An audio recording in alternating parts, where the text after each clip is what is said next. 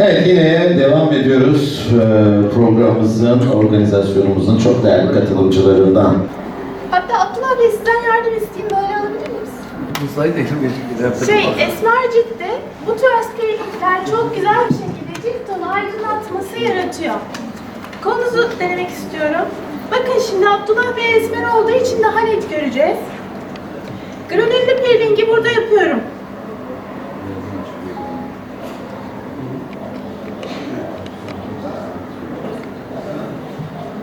Evet, şimdi temizliyoruz. Otelde reklam çıkıyor. Bu arada otelde çok mühendisle girip reklam da yapmıyorum ben bu arada. Peeling'e devam edelim. Şimdi burayı güzelce siliyorum. Bakın buradaki aydınlanma ve cilt tonun bir tık açıldığını hep birlikte görürüz arkadaşlar. Her peelingde cilt tonu aydınlanmasını ve ölü deriyi çıkaran bir peeling olmuyor. Bazı peelingler yüzeyel bir temizleme jeli gibi. Ama bu peelingleri kullandığınızda özellikle düzenli aylık bakım yaptırmayan danışanlarınızla harika sonuçlar elde edebilirsiniz. Hoş geldiniz. Hoş bulduk. Nasılsınız? Teşekkür ederiz. Ne güzel bir arkadaşım var. Teşekkür ederim. Her zaman. Evet, bugün ne yapıyoruz? Sahnede biz ne Bugün bekliyoruz? eyeliner yapacağız. Eyeliner. Makyaj işlemlerinden eyeliner uygulamamızı görmesi. Kalıcı mı? Geçici mi? Kalıcı tabii. Kalıcı, evet.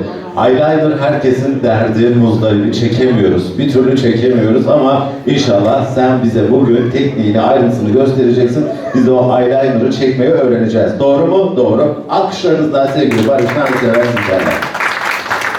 Evet, hepiniz hoş geldiniz. Kalıcı makyaj işlemleri biliyorsunuz hepimiz için sıkıntılı işlemler. Yapması çok zor fakat kullanımı da çok keyifli. Ben eyeliner uygulamalarında özellikle şöyle bir ayrım yapıyorum. Gelecekte kullanırken çok fazla sıkıntı yaratmayacak, dağılım yapmayacak, sarkmaya sebep olmayacak kalınlıkta tasarımları uygun görüyorum. Bu yüzden de Tuğba Hanım'a işlem öncesinde tabii ki burada çok fazla vaktimiz olmayacağı için biraz önce bir model çıkardık. Daha önce dip liner'ını yapmıştık kendisinin. Bugün de eyeliner işlemini gerçekleştireceğiz. Tuğba Hanım'ı yavaş yavaş buraya alayım. Bir de Oya hocamıza bir ulaşabilir miyiz? Evet. Çok havasız ve çok sıcak. Evet Oya hocam nasılsınız? Sıcak oldu. Malzemeleri almaya gitmiştim. Oya hocam plastik makyajla uğraşıyor, makyaj ve plastik makyajla uğraşıyor.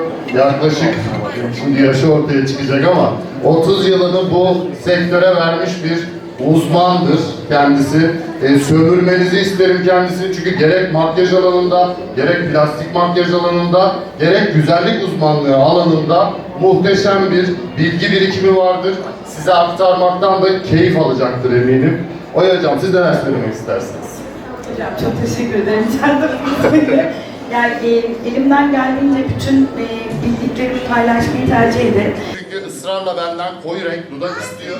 Ben de ona ısrarla nude tonlarda dudak yapıyorum. Yaklaşık 4-5 uygulama yaptım. Şu an dudağında da kalıcı makyaj var, ruj yok. Benden ısrarla koyu renk istiyor fakat yapmıyorum. Bu uygulamasında kırmayacağım, onu yapacağım. Yapmama sebebimi söyleyeyim. Çünkü dudak yapısı ince.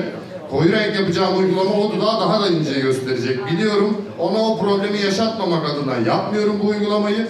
Ama ısrarlarına dayanamadım, yapacağım artık. Sözünü aldın mı? Aldım. Soru sormak isteyen varsa ben yardımcı olabilirim. Oya hocam, peki sizin dudağınızı kontür yapıp sonra dolgu yapsa oluyor mu? Dolgu bizim işimiz değil. Dolgu bizim işimiz değil. Biz Yalnız çok özür dilerim, dolgu derken koyu dolguda yani dudak renklendirmeden bahsettik. onu da istemiyor. Doğallıktan yana Barış Hocam. Hep doğallıktan Biz de yana. doğalız ama. Yani asimetriyi düzeltelim ama şöyle. Katılıyorum hocam Çünkü- size. Şimdi ben kalıcı makyaj yapmıyorum. Tamam. Diyorum ki ben kalıcı makyaj yapayım, yalan yanlış yapayım. Sonra sizlere göndereyim, sizler silin. Tamam, öyle yapalım. Biraz öyle kazanalım. Biraz öyle Hep yapalım. doğru yapacak değiliz ya. Aynı bir şey. Bazı danışanlarımız mesela geliyor dudak dolgusu yapmak istiyor. Hani dudak dolgusundan önce mi kontur yapılır yoksa konturdan sonra mı? Şöyle bir şey söyleyeceğim. Biz güzellik uzmanıyız. Doktor değiliz. Bazı güzellik uzmanı arkadaşlarımız mezoterapi yapıyorlar, iğneli mezoterapi yapıyorlar, PRP yapıyorlar, botoks ve dolgu yapıyorlar. Ben şahsım adına buna karşıyım. Ben mesela bir yapmak Önce dudak renklendirme mi sonra bu dolgumu sırasını Onu biliyorum, anladım onu da öncesinde söylemek istedim. Ben söylemek istediğimi söyledim. renklendirme daha iyi tutuyor arkadaşlar. Çünkü orası gerildiği için hep bunu söylüyor mesela danışanlarımız. Önce dolgumu, sonra renklen. Önce dolgu yapıyorsun. Dolgulu dudakla normalde 2 seans çalışma olduğunu ama belli zaman geçmesi lazım dolgu. 40 gün sonra, 45 gün sonra alabiliyorsun. Yani yaptığımız ilk işlem, ilk seansta tutar. Çünkü oradaki gerilme, biz de geriyoruz da daha fazla olduğu için ilk seansta şarap gibi dudak çıkıyor. O yüzden burada dolgulu dudaklarda daha iyi tutuyor. Ama tabii ki burada da hocam haklı ama küçük bir parantez. Aynı microblading'deki gibi ya da pudralamadaki gibi bazı insanlar aşırı derin çalışıyor, o zaman dolguyu parçalıyorsunuz, atarsınız. O yüzden tam profesyonel ve minimal düzeyde Evet. kaldığımız zaman dolgulu dudağa işlem yapabiliriz. Değil mi hocam? Aynen öyle. Bravo. Kısa, başka yöne uğrayın. İyi mi böyle? Neden Pınar hocam böyle kaydı? Barış hocam hepsini yapıyor. Burada sadece eyeliner.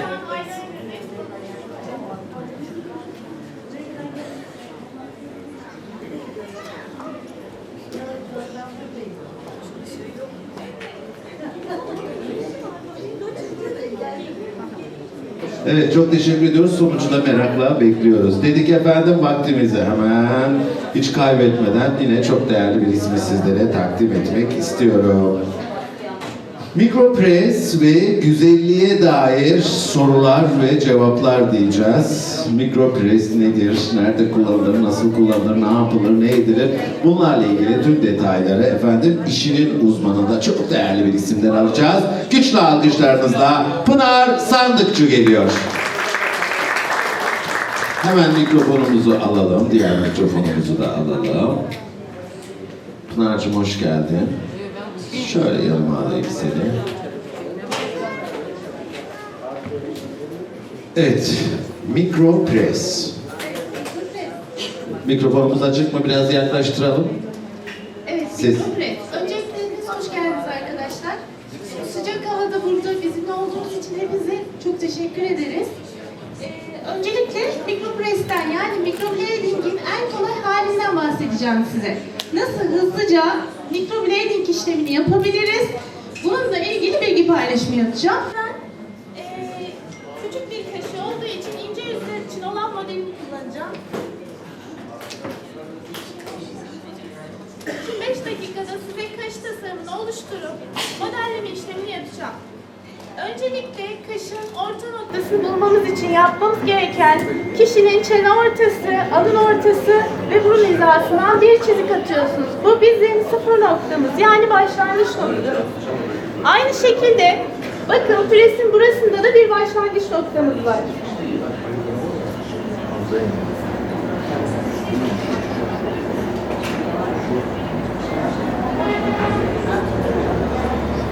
Başlangıç noktanızı yani sıfır noktanızı bulduktan sonra olduğu gibi presi yapıştırabiliyorsunuz arkadaşlar.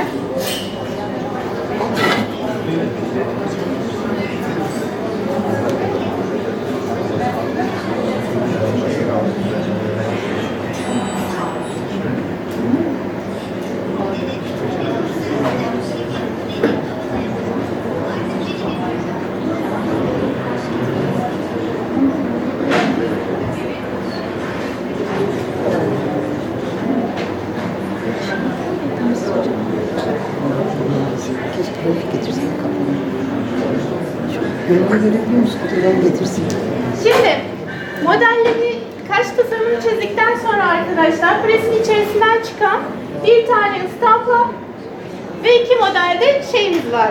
Mikropresimiz. Şimdi hangi model altın oran ceplerini kullandıysak o model presimizi kullanıyoruz.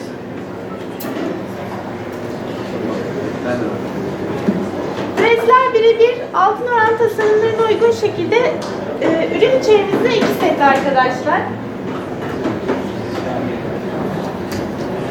Presi bir kere bastırıyorum.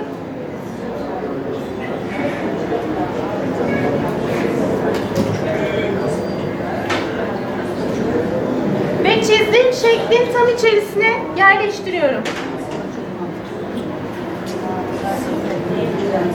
Bir kere dokunuyorsunuz ve kaldırıyorsunuz.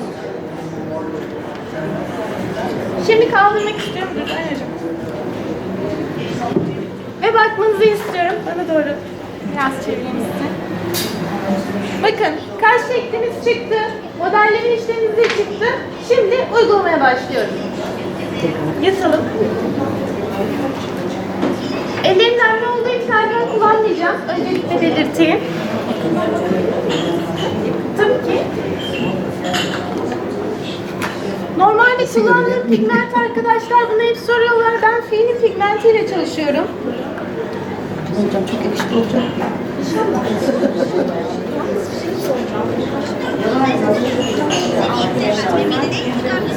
Evet, geniş yüzlerde ince yüzleri olan iki şeyler yapıyoruz.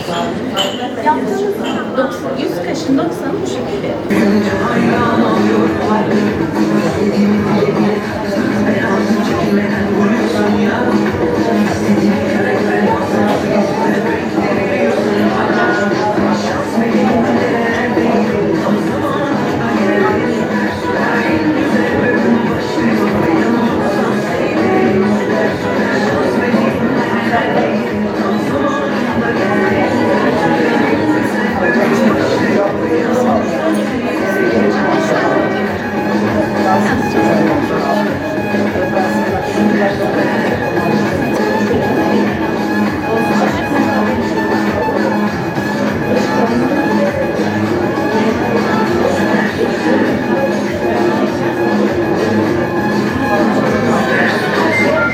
Kamera, evet bana. Şu kamera, evet. Daha iyi gözüküyor. Evet, burada ikisi arasındaki farkı görebiliriz. Altta işlem olduğu için çok bariz görünmüyor. Ama şöyle bir gezebiliriz hocam. Hemen geziyorum hocam. Şu an sadece ana kılların asılmış hali arkadaşlar. Yani yaptığımız o da sürmüyor. Bununla birlikte yaptığımızda. Yaptığımız işlem Aslında gitmedi de otel konusunda açıkladı. Yani otel konusunda anlam oldu. Yani otel dört tutum değil. Bu ne sebep belli değil. Orada ben üzgünüm ama 29 Mayıs'ta hiçbir seminer, hiçbir eğitim kimse 29 Mayıs'ta da yapmıyor. Yani bu da öncelikle size çok belirteyim. Anlam oldu zaten biz iki otelle geçtik ama Türkiye güzeli Şöpez 5 içinde efendim otel hazır, daha üst seviye bir otel. Hatta bir Haziran'da otel çıkışında zamanı olan arkadaşlar o oteli görmeye gelecek. Artık görmeden, ellemeden, görmeden bir şey arz ederek olmaz. O yüzden 1 Haziran'da Türkiye güzeli şu teslim yerini görmek isteyen arkadaşlar zaten buraya yakın, yani 5-6 dakika yakın. Haberiniz olsun, gelen saat kaçta bize bildirsin, oteli görmeye gideceğiz. Evet, Oya hocam. Evet. arkadaşlar. Evet hocam. Şimdi hocamızdan En güzel varlıkları biz kadınlarız. Erkekler çok iyisiniz, hoşsunuz ama maalesef bazı konularda şanssızsınız. Üzgünüm. Şimdi çok yakışıklı bir modelim var. Kırmadı beni, bana güzel bir model oldu. Çok teşekkür ediyorum. Sizi böyle alalım mı? Böyle oturursanız. Evet. Bize yatma falan yok. Böyle oturun. Şuraya işlem yapacağız. Şimdi sizlere tek tek, hepimiz güzel uzmanıyız. Size hepinize tek tek renk, ışık anlatmak istemiyorum detaylarıyla. Çünkü bunları eğitimlerimde daha detaylı, daha vurgulu bir şekilde anlatıyorum. Bu eğitimler de en ince detaya kadar indiğimiz için onların da biraz özelliği kalsın istiyorum. Ama makyajın ana temel kurallarından biri ışıktır. Işık bizim için çok önemlidir. Işığa göre o kadar kolay değil. Biraz kolay değil. Çekiyor. Eğer ki yaranın derinliğini net bir şekilde veremezsek her şey afaki havada kalacak. Cilt rengi, cilt tonu, onun yeşilliği, siyahlığı, sarılığı çok önemli. Yaptığımız işlemlerde bütün bunların hepsini kullanmamız gerekiyor.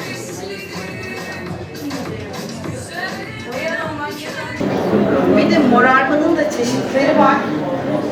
mosfor yapmıyoruz.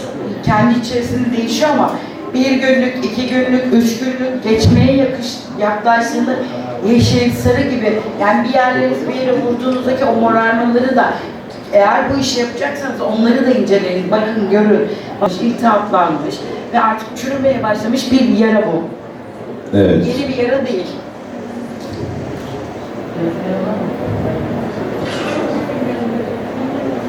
Oraya kurşun yemiş.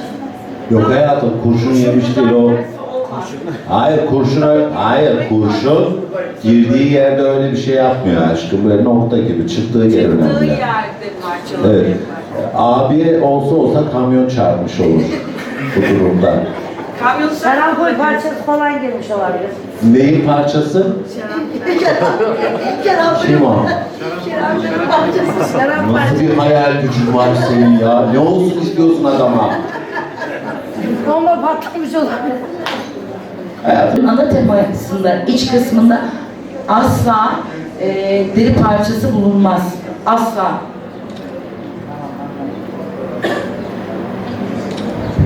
Ben işlemimi bitirdim. Soru sormak isteyen varsa alabilirim. Yoksa sahnemi devretmek istiyorum. Çok teşekkür ediyorum beni dinlediğiniz için.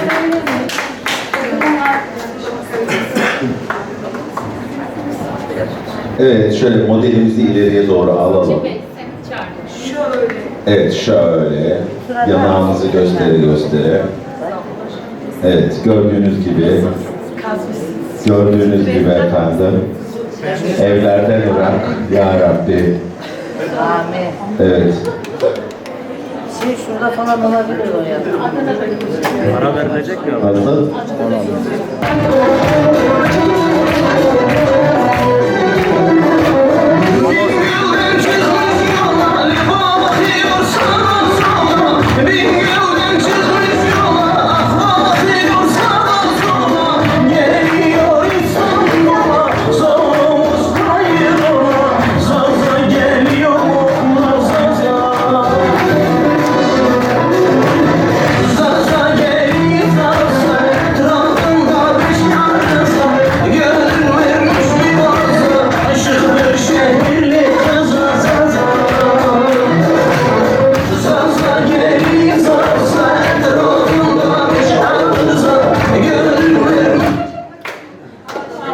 İnternet bitti.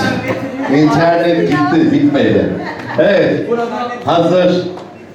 Bu arada efendim Sağ Komün Yönetim Kurulu Başkanı Sayın Ekrem Genç abimize de saygılarımızı sunuyoruz. Kendisi aslında burada olacaktı. Daha önceden programı Moldova'da bizim tarihler değiştiği için Bülent Yardım abimizin de bir nevi Moldova değil de Kosova. özür dilerim, pardon, Kosova'da birbirine yakın olduğu için herhalde. Evet. Daha sonra da zaten 1-5 Eylül'de Tunus'tayız. Daha sonra Filistin'deyiz. Belki Tunus'tan önce de Mısır'da olabiliriz. Aslında o programı söylemek lazım, konuşmak lazım. Evet, yani sağ konuda bizim bir ailemiz, Ekrem Gençleştim abimiz, hemşerimiz yani, Zazan dayımız diyoruz ve inşallah Fezberiş'te de yani programın çalışmasında tekrar birlikteyiz diyoruz. Evet, buyurun. Evet, sektörün renkli siması sevgili Ekrem Genç Namıklar, sevgili Zaza dayımızın müziğini dinledik. Onu da böyle ürünleriyle Rochelle ve Salmon markası ve Rochelle ürünleriyle de bugün çok güzel bir sahnemiz olacak. Ben bu noktada eğitmenlerimizi böyle bir sahneye almak istiyorum. Bülent abi senle başlayalım. Yok sen değilsin.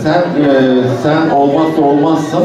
Ben diyorum ki yönetimi sana vereyim. Şu anda. Estağfurullah hayatım. Estağfurullah. Peki ne yapacağız? Ne yapacağız? Burada sevgili danışanlarımıza uzmanım Bilal Gümüş'le önce bir güzel bir cilt bakımı yapılacak. Daha sonra daha özellikle manyelik asit uygulaması yapılacak. Manyelik asit nasıl yapılır, hangi ciltlere yapılır uygulamasını gösterip tabii ki yapılırken de diğer ürünlerle hakkında bilgi verecek. Evet, soru cevapları. Tabii soru cevap. Yani çekinmeden sorun. Nedir, ne değildir. Sormazsanız hiçbir şey öğrenemezsiniz. Biz bilgimizi aktarmaya geldik. Tabii ki sizin de bilginiz bize etki etmesi lazım. Soru cevap olarak gidersek daha güzel olur. Zaten Roşeli kullanımları var herhalde aramızda. El kaldırabilirler mi? Evet. Teşekkürler. Tabii ki bu burada kalmayacak. Bu da yarım saatlik bir cilt bakımı, daha sonra tablo remover kalsime işlemi yapılacak. Eğer isteyen olursa aşağıdaki salonda cilt bakımı devam. Gece 12'ye kadar, 1'e kadar devam.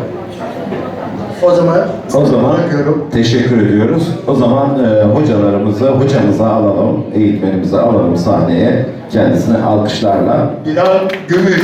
Evet, sevgili Dilan Gümüş hanımefendiyi alıyoruz. Buyurunuz efendim, hoş geldiniz. Ben şöyle telsiz mikrofonu size vereyim. Herkese merhabalar. Ben Dilan Gümüş, Luna Güzellik sahibi işletmecisiyim. Ankara'dan katılıyorum. Bugün sizlere tabii buhar makinamız falan olsaydı daha detaylı göstermek isterdim ama elimden geldiğince Roşel'i ve başarımızı anlatacağım. Öncelikle Roşel 21 yıllık bir firma olup müşteri odaklı olan, çözüm odaklı olan bir firmadır. Bu ailede olduğum için kendimi çok şanslı hissediyorum. İyi ki Roşel'le tanıştım çünkü Roşel'le birlikte çok büyük başarılara imza atıyorum. Çok güzel sonuçlar ve dönüşler alıyorum. Buradan kendi adıma, şahsım adıma öncelikle Ekrem Gence, Bülent Yardım'a, Dilek Hanım'a, Miray'ımıza ve arkada bize yardımcı olan tüm ekibe teşekkür ediyorum. O zaman hocam ne diyoruz? Mankenimizi alıyoruz. Evet, mankenimizi alabilir miyiz? Danışanlarımıza hayırlı seyirler diliyoruz. Başarılar size.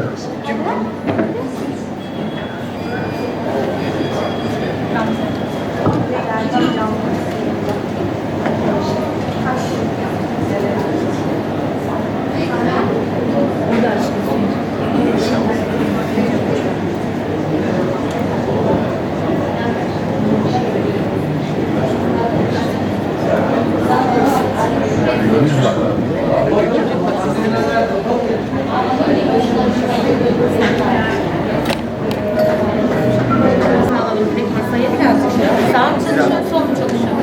Hiç fark etmez.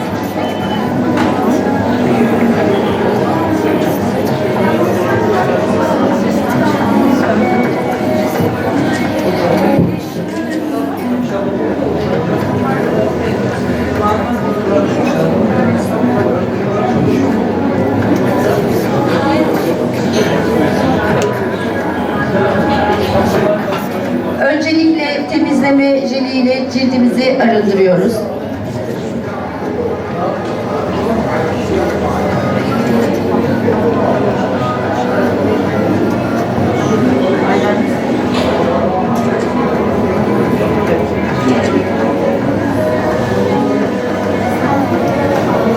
Minik dokunuşlarla masaj yaparak dekolte bölgemize kadar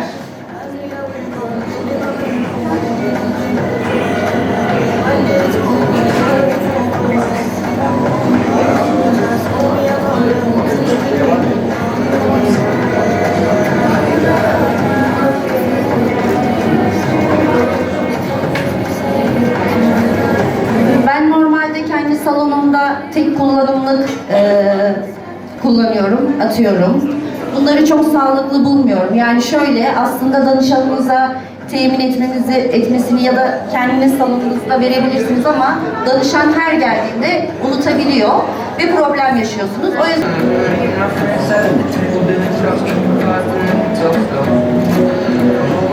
mandalik asidi arındırdığımız su temiz olmalı. Gamze Hanım hemen getiriyor, sileceğim. Peki şu anda tanışmamız yapıp orada. Evet, siz ne hissediyorsunuz? Her şey yolunda mı? İyiyim. Biraz yanma var. Yanma hissi normal çünkü cildiniz işlem görüyor. Peki yanma hissi birden 10'a kadar bir rakam söylerseniz kaç derecede? 5-6 derecede çok. Ama tabii cilt tipine göre de değişir. Hani aktif sivilcesi olan ciltlerde yanma hissi biraz daha fazla olabilir. Ama bu geçici bir şey.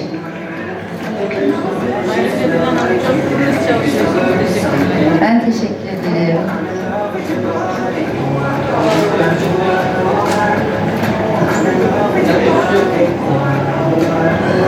Şimdi şöyle bir durum da var. Anestezi ürünleri kendinize kullanıyor musunuz diye bir soru gelecek olursa da evet, ben kendime kullandım. Ben de aşırı yanma yaptı. Mesela öğrencime kullandığım zaman mesela kendisinde öyle aman aman bir yanma olmadı ama benim cildimde ben de bunu 2 haftadır yapıyorum şu an kendime. Ama bende aşırı bir yanma oldu. Benden fazla 3,5 dakika bekletebildim. Onun fazlasını gözüme yemedi çünkü baktım ki beyazlama başlıyor. Bir de çoğunlukla zaten bu gözüne geniş ciltlerde ve yağlı ciltlerde çok sorun yaratabiliyor. O yüzden çok önemli. Ona dikkat ediyoruz.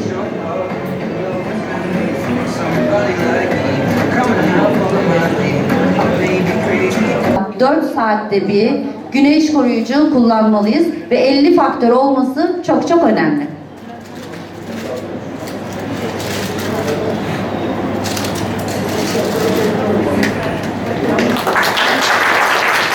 Değerli zamanınızı ayırıp beni dinlediğiniz için çok çok teşekkür ediyorum. Dilan Hocam, arkadaşımız isterseniz... Evet, buyurun.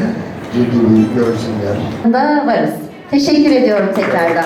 Dilan Hocam, ben de sağlık onkolojik olarak Ekrem Genç adına sana teşekkür ederim. Ben teşekkür ederim. Tabii danışanlarımıza şunu söyleyeyim. Eğer isteyen ürünleri dışarıda görmek isteyen, ellemek isteyen, koklamak isteyen varsa buyursunlar. Yine eğitime, cilt bakımına devam, derinlemesi. Sadece mandelik değil, salisilik de olur, başka olur. Aşağıda, salonda yapacağız. İsteyen olursa çekinmeden gelin. Cilt bakımı yaptırmak isteyen olursa hepinize yapabilirim. Keyifle yaparım. Hiç problem değil. Ürünleri tanıyın. Almanız şart değil. Sadece ürünleri tanıyın. Zaten burada çoğu arkadaşımızda ürünlerimiz var. İşte Neşe Hanım olsun.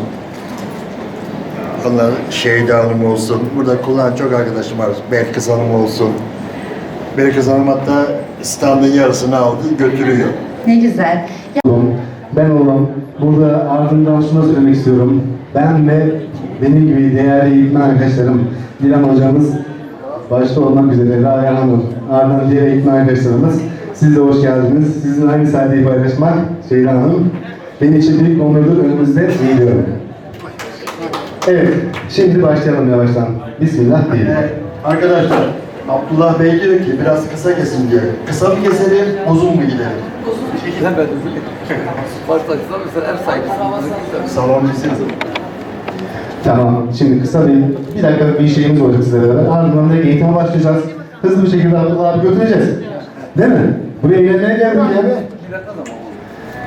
Hadi bakalım. Biraz hareket. Bir elleri kaldır. Oynayın bir ya. Bir kalın enerji gelsin bir.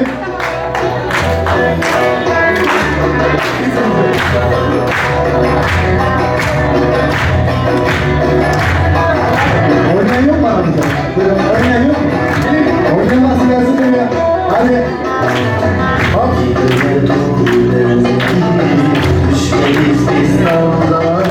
Güzel hocam. Alın siz de.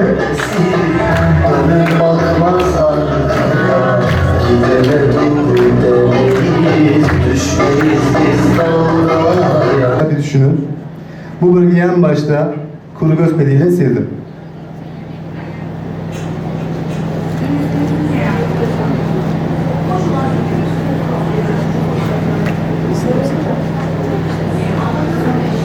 Ardından dezenfektanlı suyumla pamuğumu nemlendiriyorum.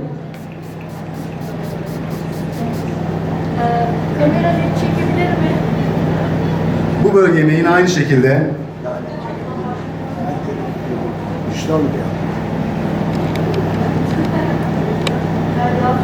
nemizle bir kere sildim.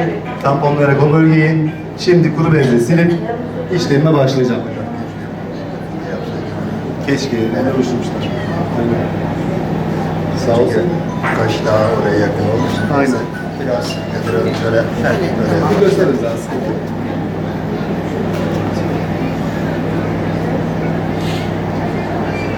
Atışlarımı çok iyi izlemenizi istiyorum.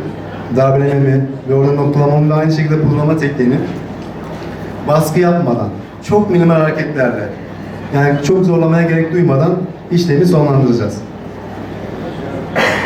Kullandığım cihaz Mask Pro 10 cihazı kullanıyorum ben. Hem kalıcı makyajda hem kaş silmelerinde bu cihazımı kullanıyorum.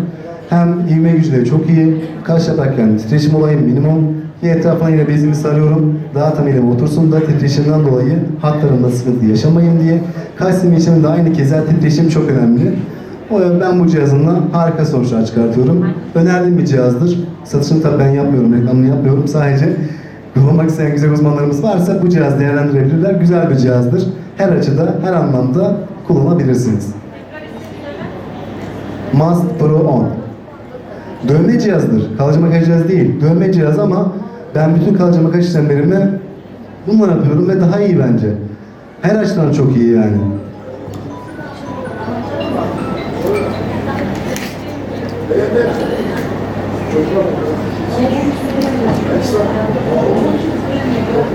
Kullanılan inneler kesinlikle tek kullanımlıktır. Ben şimdi kaşı sileyim, ardından ikinci seansa geldiğinde bir daha inneyi kullanın diye bir şey yok arkadaşlar. Hijyen önemli. Kesinlikle inneyi bir seferlik kullanın ve atın. Bir daha kullanmayın. En fazla 50 lira masrafınız olur, 60 lira olur ama kaliteniz düşmez.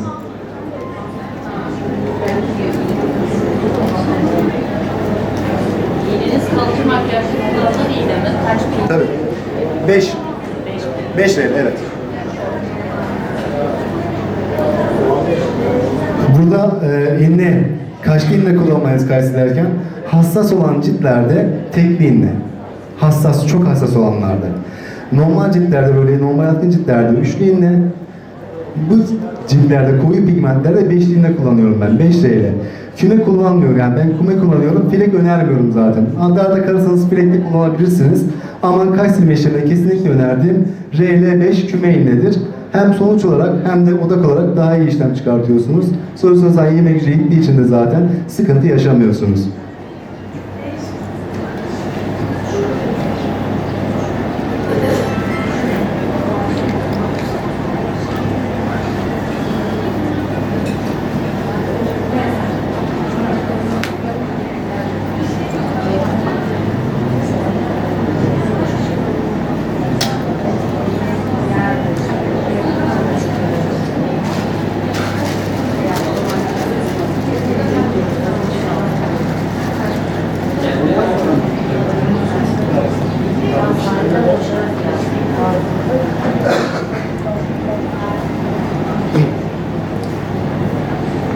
İlk işim, birinci seçeneğimiz, birinci durumumuz Roche Tatlı Remover kalıcı silme solüsyonunu elime alıyorum.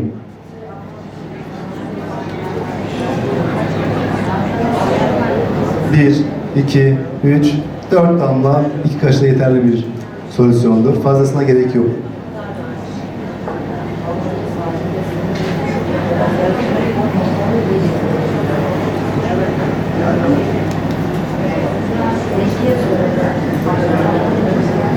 Burada iğne ucu nokta büyüklüğü kadar olacak.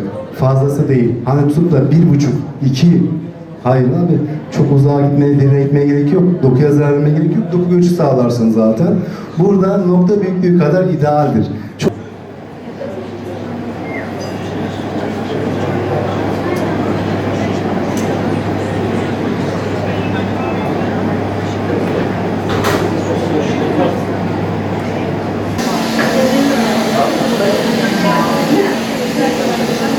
Bu şekilde ürünümü kaşıma yediriyorum.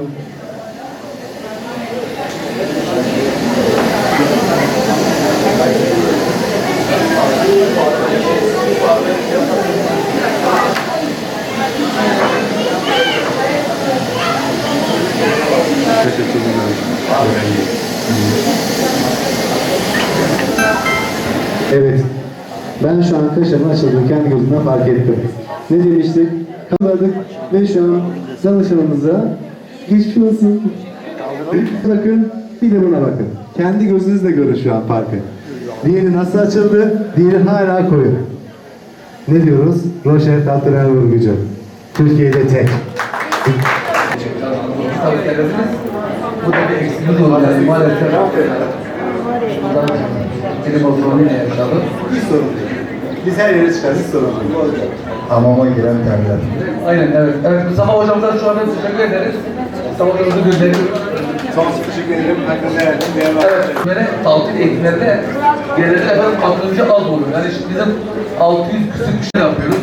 Sayın Hakim Aydın bu konuda uzman artık magazin dergisinde ve artık Yurttaş efendim haber ajansında da bizim program efendim gidecek magazin dergisinde de gördüğünüz gibi arkadaşlar. Bütün eğitimlerimizden mesela yayınlıyoruz.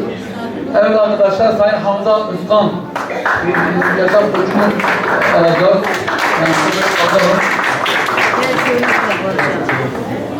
Zaten buraya yakın. İsim vermeyeceğiz. Bir Haziran'da ziyaret edeceğiz. Yani bu otelin üstüne gelmedi. Evet. Evet. Evet. Buyurun. Buyurun hocam. Teşekkür ederim. Sağ olun. Hepiniz tekrardan hoş geldiniz. Ben Hamza Özkan, yaşam koçu ve eğitim. Gün eğitmeni olduğum TTİ ve aksesuar sisteminden, modalitesinden size bahsedeceğim. Kişisel gelişim üzerine konuşacağız. Bilinçaltı nedir, farkındalıklar nelerdir, bağımlılıklardan nasıl kurtulabiliriz, özgürleşebiliriz, kendimizi nasıl keşfedebiliriz, kendimizi kolaylıkla nasıl değiştirebiliriz, dönüştürebiliriz. Bunlara bakacağız, bunlardan bahsedeceğiz. Sunum şu şekilde ilerleyecek. Ben ilk önce TTİ ve aksesuarı sunum şu şekilde devam edecek. Ben ilk önce TTİ ve aksesuar sistemini size anlatacağım buradan sunacağım. Daha sonrasında 5-10 dakika sonrasında birebir karşılıklı sohbet edeceğiz. Daha sonrasında sizleri sahneye davet edeceğim. Birlikte bilinçaltı ile ilgili temizlikler yapacağız. Seanslar yapacağız. Değişeceğiz, dönüşeceğiz hep birlikte. O zaman başlayalım. İlk önce TTİ nedir diyerek. TTİ Güvenli Sınırlı tarafından 1995 yılında ortaya çıkarılan, tüm dünyaya yayılmış olan 1 milyon üzerinde katılımcısı olan mucizevi bir bilinçaltı değiştirme ve dönüştürme tekniğidir. Devam edelim. TTİ ne işe yarar dersek, sonsuz kaynağa bağlanmayan ve olabileceğimiz en yüksek potansiyelimize bütüncül bir şekilde bir olmaya yarar. Sezgilerimize güvenmenin yanından, güvenli alandan duru görü ve doğru sesimizin açılmasını sağlar. Her şey olan sevgi ve enerjinin en yüksek seviyesiyle bağlantı kurmamıza izin veren kavramı öğrenmemizi sağlar.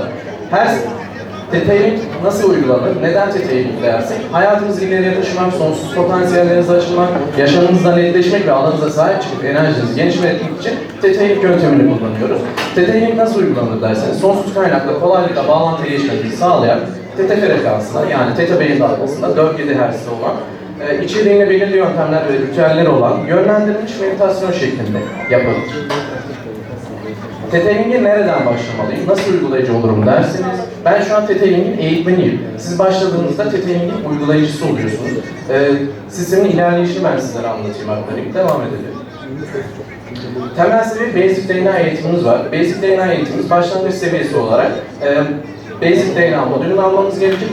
2,5 gün sürer. Online alınabilir. Uluslararası onay uygulayıcı sertifikası alır ve uygulayıcı olursunuz. Basic DNA eğitiminden sonra ileri DNA eğitimimiz var. İleri DNA eğitimimizde yine aynı şekilde 2,5 gün sürer. Online alınabilir. Bitiminde uluslararası onaylı uygulayıcı sertifikası alır ve uygulayıcı olursunuz. Bu ileri DNA eğitimi bittikten sonra 3. eğitimimiz var. Bu da derin kazma eğitimi. Yani eğitimin içeriği gitgide gelişiyor. Basic DNA'da bilinçaltını öğreniyoruz. Psikik yeteneklerimizi öğreniyoruz. Kapasitelerimizi kendimizi keşfediyoruz. Kazma seanslarını nasıl yapacağımızı öğreniyoruz. İleri, derin bir sen ve yaradan bölümlerindeyiz. Bunların üstüne birer birer eğitiyoruz. Daha farklı egzersizler, daha farklı uygulamalar yapıyoruz, keşfediyoruz. Derin kazma ve sen ve yaradan bölümleri aynı şekilde 2 gün sürüyor. Online alınabilir. Uluslararası onaylı uygulayıcı sertifikası alır ve uygulayıcı olursunuz. Nasıl eğitmen olur derseniz ilk 4 modülü tamamladığınızda temel, ileri, derin kazma, sen ve yaradan modüllerini aldıktan sonra kurucumuz Vayna Stable tarafından eğitim alıp daha sonrasında eğitim online hak kazanıyorsunuz. Siz de benim gibi birebir online ya da yüz yüze eğitimler verebiliyorsunuz. TTİ sistemini anlatabiliyorsunuz. Geri gelelim. Şimdi hocam çok güzel TTİ'yi anladık, nasıl bir sistem olduğunu anladık, nasıl uygulayıcı olabileceğimizi, nasıl eğitmen olabileceğimizi bunları anladık. Peki bu bizim ne işimize yarayacak? Kişisel kısmına gelirsek ben size onlardan bahsedeyim ilk önce. Söylememiz gereken aslında ilk önce bilinçaltı nedir? Biliyor muyuz aramızda bilinçaltının ne olduğunu hiç bilen var mı? Ben size anlatayım aktarayım. Bilinçaltı bizim yaşamımızda otomatik pilottan işlediğimiz her yer. 0 ile 12 ve 15 yaş arasında oluşur. Anne rahmine düştüğümüz andan itibaren kayda başlar beynimiz. Spermin bir bilinci vardır. Spermden megabayt olarak başlar, şu anki yaşımıza kadar devam eder. Ancak bunun temeli, yani temelleri, kökeni 0, 12 ve 15 yaş arasında oluşuyorum dedik. Hayır geldi. Şimdi biz onu evet olarak yapalım. Gözlerimizi de kapatalım. Ben parayı seviyorum. Hayır inancını evet olarak değiştirelim ve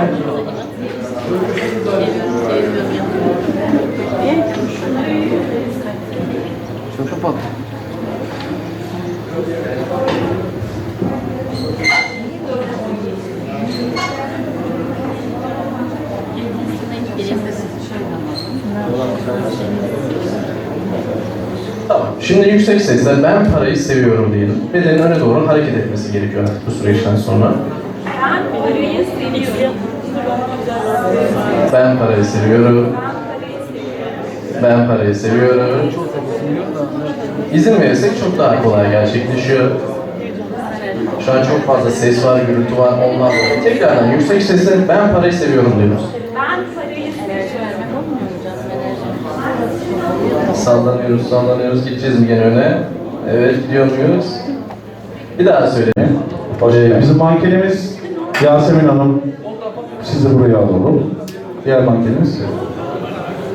Tamam, sizi de böyle alalım. Evet, modelimizi de aldık. Şimdi tekrar hoş geldiniz. Adım Ayhan Altıparmak. Pro Expert Plus markası olarak buradayız. Açılışta tanışmıştık zaten. Çok uzun vaktinizi almadan bu sıcak ortamda birkaç kelam edeceğim, birkaç bilgi paylaşımı yapacağım ve yaptığımız saçları size sunacağız. Burada da kısa bir finalimizi yapacağız. Saçın tamamını yapmayacağız, sadece birkaç bölüm yapacağız.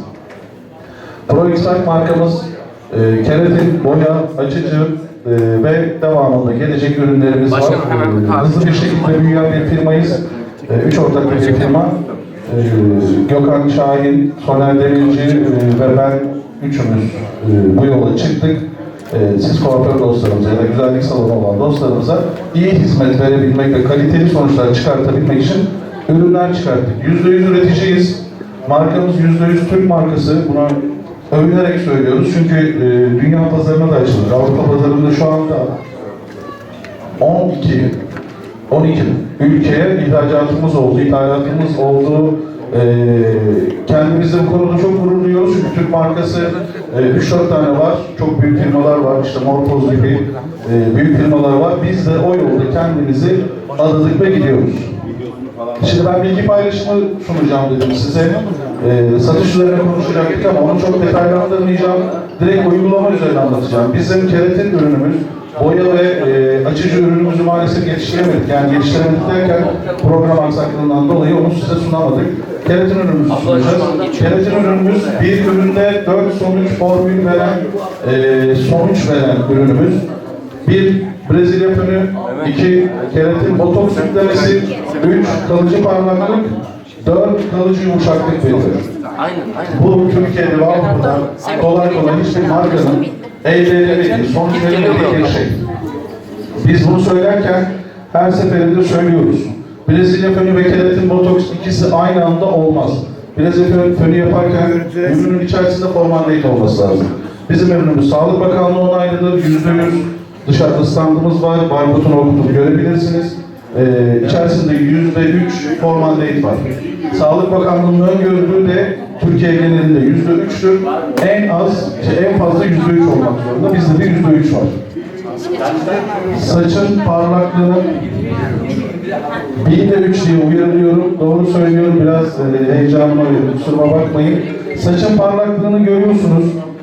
Uygulamamızı baştan sona size anlatacağım. Saçımız kabarık bir saçtı, yoğun bir saçtı.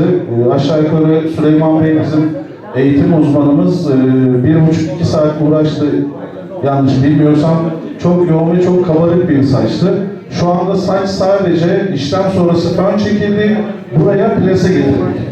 Ve sonuç bu. Sadece fön, plas sonrasında parlaklığı görüyorsunuz. Işığı da kapatabiliriz. Işıksız da parlaklığı bu şekilde alabiliyorsunuz. Uygulamayı baştan sona size anlatayım.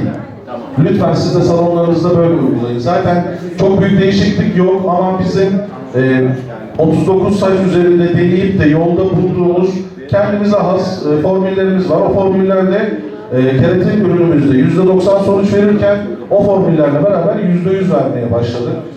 Saçı yıkıyoruz. Kendi şampuanımızda 2 kere yıkıyoruz. İkincisinde saçta 4 ya da 5 dakika bekliyoruz.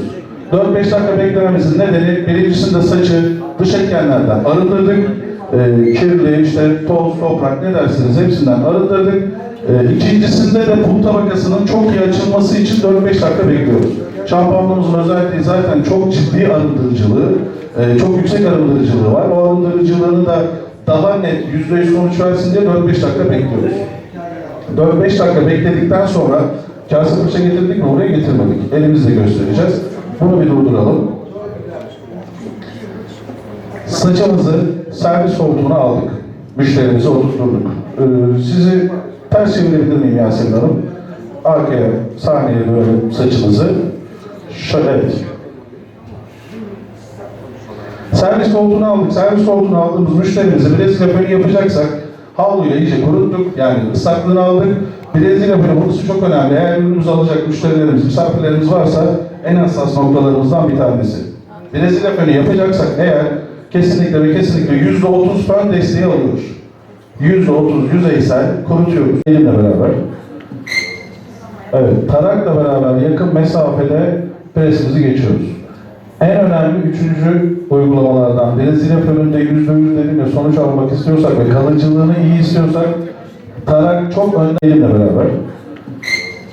Evet, çoğu eğitimlerde çamaşır suyu bile dökün diyorum, abartıyorum yani. Sorunuzun cevabı. Teşekkür ediyorum sorun için. Gökhan Bey bir şey söyleyecek. Ben teşekkür ediyorum beni dinlediğiniz için ya da dinleyemediğiniz için. Özür diliyorum, kusuruma bakmayın. Ben hemen çok kısa size biraz yoğurduk dinlerken hemen burada yazan Instagram adresimiz Expert Plus Kozmetik. Şöyle bir şey yapalım, bir sevgi hediye edelim birine. İlk takip eden, şimdi bana düşecek burada, ilk takip eden ilk misafirimizi, bu arada takipleşelim gerçekten. Instagram'la birbirimizi besleyelim, Instagram'da güçlenelim. İlk takip eden arkadaşımıza da bir set keratin hediye edelim. İyi ki yapmayalım, öyle haksızlık olur, şimdi pat diye düşecek, şöyle yapalım. Evet. Şöyle yapalım. Bence en güzeli şu, bizim en son yayınladığımız postumuzda altına gülücük bir şeyler yorum atın, onun üzerinden biz çekiliş yapalım, yarın akşam hediye edelim. Peki ilk de verecekmişiz, bu arada kim düştü, şu anda ona bakıyorsun galiba, açıklayacağız. Eline kuaför güzel. Evet.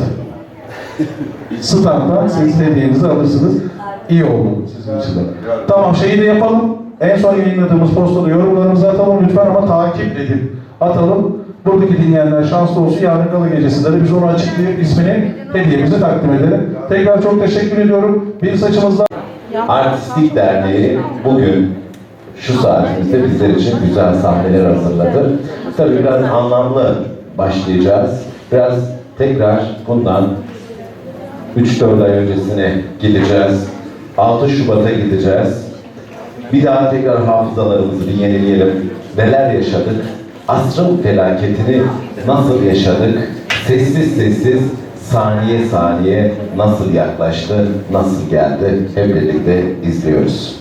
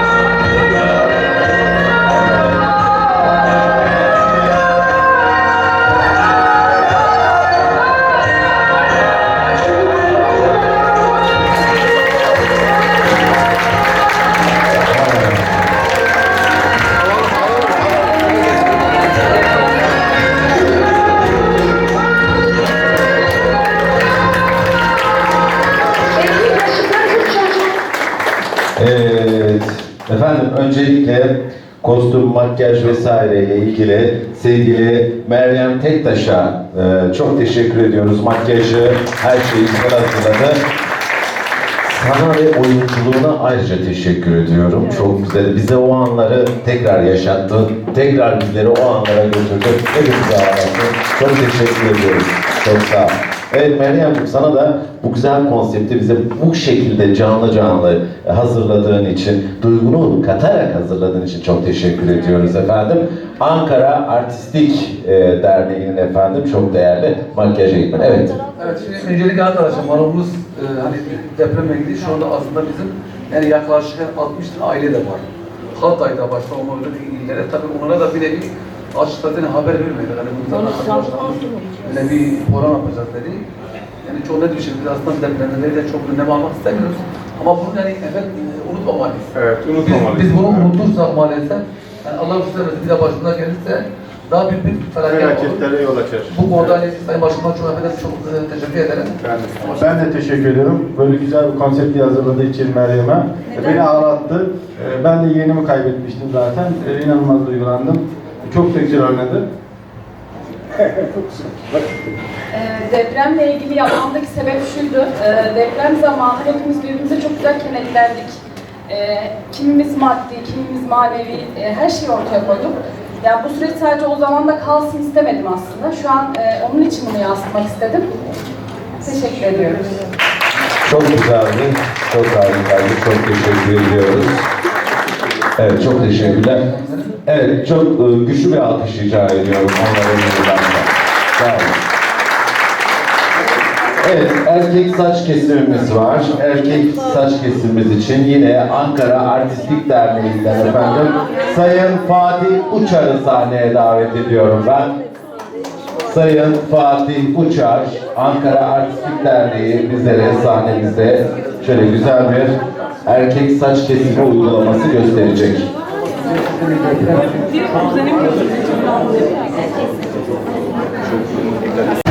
Evet, o zaman neredeyiz sevgili Fatih Uçar'dayız. Fatih'cim sahneye selim.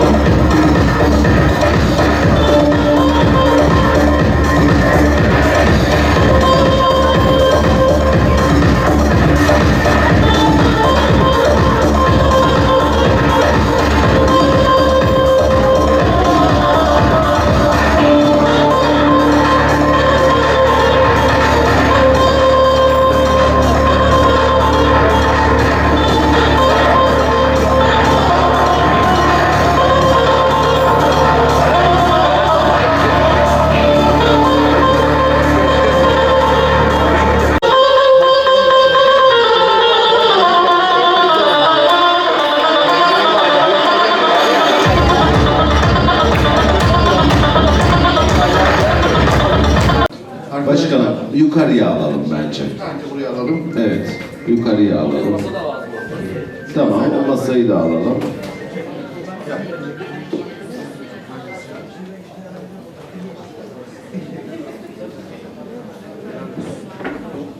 Evet. Modelimizi de alalım. Model. Saç model mi, vücut model mi? Her ikisi de var. Her ikisi de var. Sen o yüzden çocuğu soydun buraya getirdin. Evet. Ben istedim. Değil mi? Efendim, Ankara Artistik Derneği sevgili Fatih Uçar bizlere erkek saç kesimi uygulaması gösterecek. Farklı teknikleriyle hep birlikte nefeslerimizi tutup izleyeceğiz. Kısa sürede neler yapabileceğini eğitmenimiz kendisi zaten genç yaşta. Evet. Ankara Artist Kuaförler Derneği kendi içerisinde gençleri barındıran